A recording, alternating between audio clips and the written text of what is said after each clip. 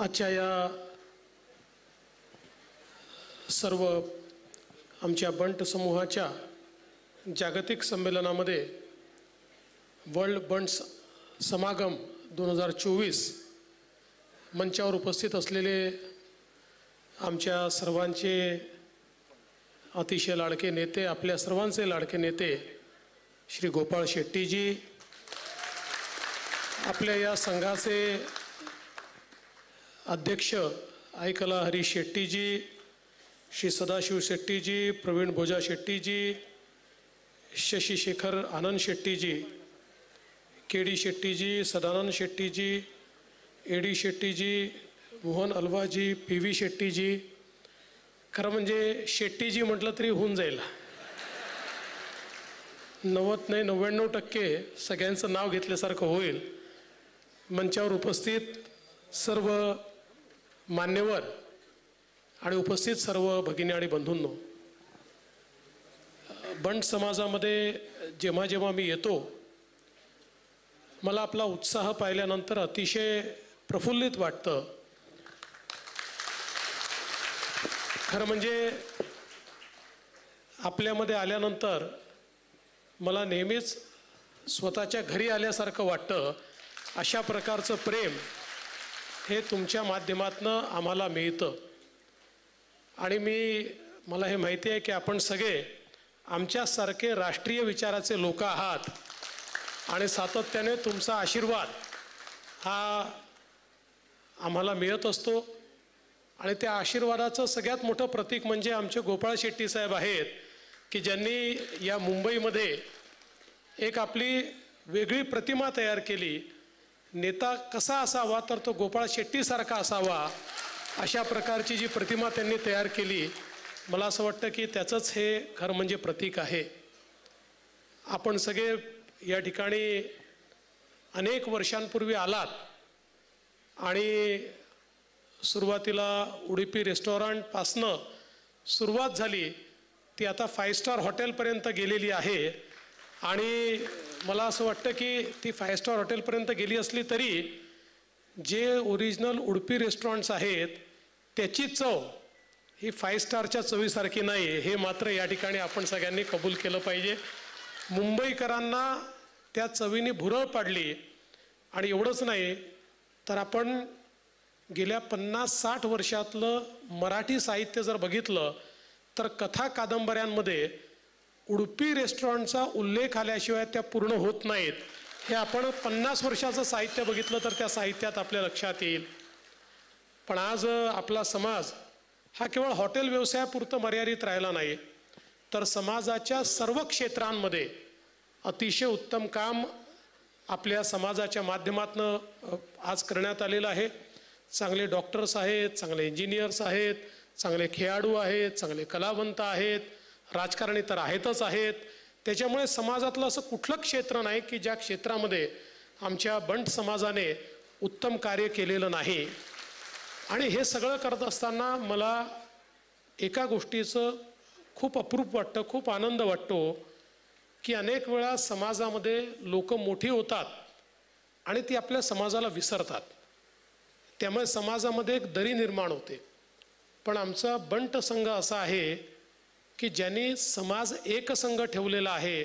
जो मोठा झाला तो आपल्या भावाला बहिणीला विसरलेला नाही. तर आपण त्यांच्याकरता काय करू शकतो हा प्रयत्न आपला आहे. शिक्षण असेल, आरोग्य असेल, हॉस्टेल्स असतील, सगळ्या प्रकारच्या सोयी हे आपल्याला कशा करता येतील हा प्रयत्न आपल्या माध्यमातून सातत्याने चालतो. त्यामुळे समाजामध्ये जे पुढे गेले ते कॉन्ट्रीब्यूट करतात आणि समाजात काही कारणाने जे मागे राहिलेले आहेत त्यांना कशा सोयी मिळतील अशा प्रकारचा प्रयत्न हा आपल्या माध्यमातून होतो.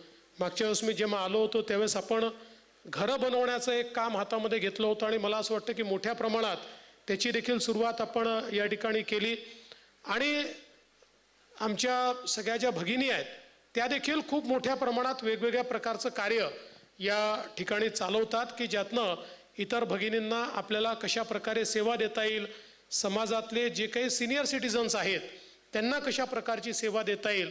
त्यामुळे मला असं वाटतं की आमचा जो इथला बंट संघ आहे किंवा सगळे बंट समाजाचे लोक आहेत, हा सगळा एक परिवार आहे. एक परिवार म्हणून तुम्ही सगळे लोक या ठिकाणी राहता. एकमेकाच्या सुखदुःखामध्ये तुम्ही नेहमीच त्या ठिकाणी सहभागी असता.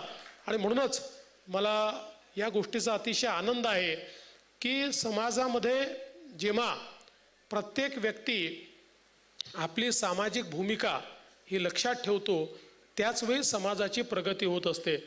खरं म्हणजे आपण नेहमी सांगतो की पश्चिमी संस्कृती आणि आपल्या संस्कृतीतला फरक काय आहे, तर पश्चिमी संस्कृतीत म्हणतात सर्वायवल ऑफ द फिटेस्ट. जो फिट असेल तो जगेल, जो नसेल तो मरेल, त्याची चिंता कोणी करणार नाही. पण आपल्याकडे आपण असं म्हणतो की जो जन्माला आलाय तो जगेल आणि समाज त्याला जगवेल. हा आपल्यातला आणि त्यांच्यातला फरक आहे की आपल्याकडे समाज व्यवस्था उभी करतो की जो दुर्बल आहे त्याच्याकरता व्यवस्था समाज उभ्या करतो.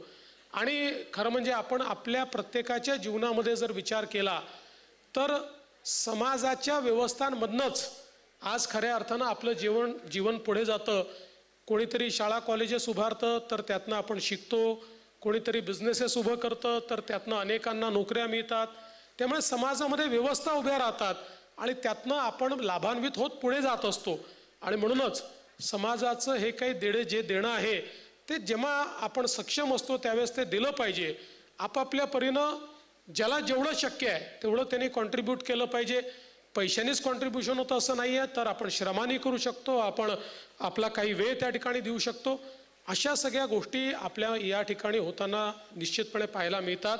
आणि म्हणूनच मला गोपालबाईंनी सांगितलं की या ठिकाणी हा समागम होतो आहे, त्याला तुम्ही या. तर मी त्यांना लगेच सांगितलं मी येतो. दुर्दैवाने 3 वाजताच मी येणार होतो, गोपालबाई घ्यायला आले होते, पण आज अतिशय ज्येष्ठ नेते मधुकरराव पिचड यांचं निधन झाल्यामुळे मला नगर जिल्ह्यामध्ये त्यांच्या गावी राजूरला जावं लागलं त्यांच्या अंत्ययात्रेला. पण मी तिथनं मेसेज केला गोपालबाईंना की गोपालबाई काळजी करू नका, मी काही झालं तरी 6:30पर्यंत या ठिकाणी पोचतो. कारण या सगळ्या लोकांचं आणि मंचावर बसलेले जे सगळे आमचे नेते आहेत या सगळ्यांचं दर्शन मला घ्यायचं आहे, भेट मला घ्यायची आहे. ज्यांचं प्रेम आणि ज्यांचा आशीर्वाद आपल्याला सातत्याने मिळतो अशा लोकांमध्ये येण्याचा आनंद हा वेगळा असतो आणि तोच आनंद तुम्ही सगळ्यांनी या ठिकाणी दिलेला आहे.